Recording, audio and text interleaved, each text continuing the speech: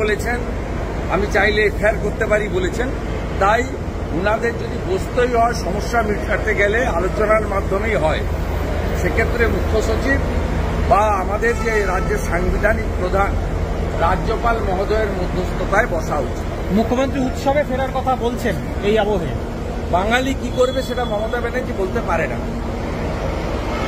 18 তারিখে supreme court দেখার পরে বাঙালি ঠিক করবে বাঙালি কি করবে। বাঙালির দায়িত্ব মমতা ব্যানার্জি কেউ দেয়নি, কারণ উনি গত লোকসভা ভোটেও 45.67% ভোট পেয়েছেন। উনার বিরুদ্ধে 56% বাঙালি ভোট দিয়েছে। ভাগ হয়েছে ভোট, বিজেপি 39, সিপিএম 5.5 ভাগ হয়েছে, তাই উনি জিতেছেন। কিন্তু গরিষ্ঠ সংখ্যক বাঙালি উনার প্রতি অনাস্থা জ্ঞাপন করেছে লাস্ট লোকসভা নির্বাচনে।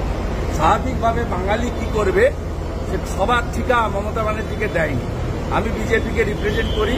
BJP goat 2,33,27,000। আমার যে 2,33,27,000 বিজেপির ভোটার আছে, মোদীজির ভোটার, তাদের দায়িত্ব মমতা ব্যানার্জি নেননি। বাঙালিরা কি করবে 18 তারিখে লাইভ দেখবে গোটা বাংলা। সুপ্রিম কোর্টে কিভাবে কপিল সিব্বলকে দিয়ে জাস্টিস যাতে না পায়, আমাদের অভয়া বলুন, তিলোত্তমা বলুন, কাদম্বিনী বলুন, আফটার আমাদের বাড়ির মেয়ে, আমাদের বোন।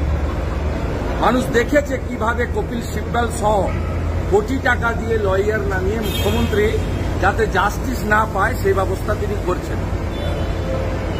উনি নির্লজ্জ বলেই বলছেন যে বিচার পরে হবে, উৎসবে ফিরুন। আর আমরা যারা হিন্দু উৎসব করি না, আমরা পুজো করি। উনি পুজোকে পশ্চিমবাংলায় উৎসবে পরিণত করতে চান।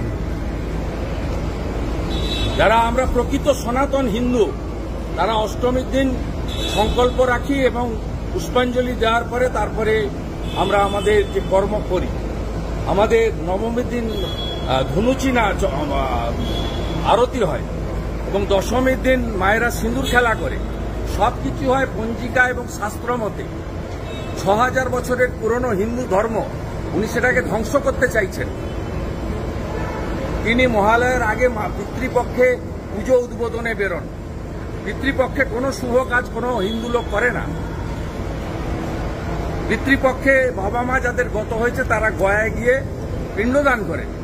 আর এই মুখ্যমন্ত্রী হিন্দু ধর্মকে এখানে কালচারাল প্রোগ্রাম এবং উৎসবে পরিণত করেছেন। সেই কারণে আজকে সন্দেশখালীর সরবেড়িয়াতে দুর্গা মায়ের মূর্তি ভাঙা হয়েছে, তৈরি করা মূর্তি। খোঁজ নেন, ছবি দেখুন। তাহলে এই পুজোয় বাঙালি বা বিজেপি কর্মীরা কি করবে, আপনি কি বলবেন? 18 তারিখে সুপ্রিম কোর্ট বলার পরে বাঙালি কি করবে, বাঙালি যথেষ্ট সচেতন।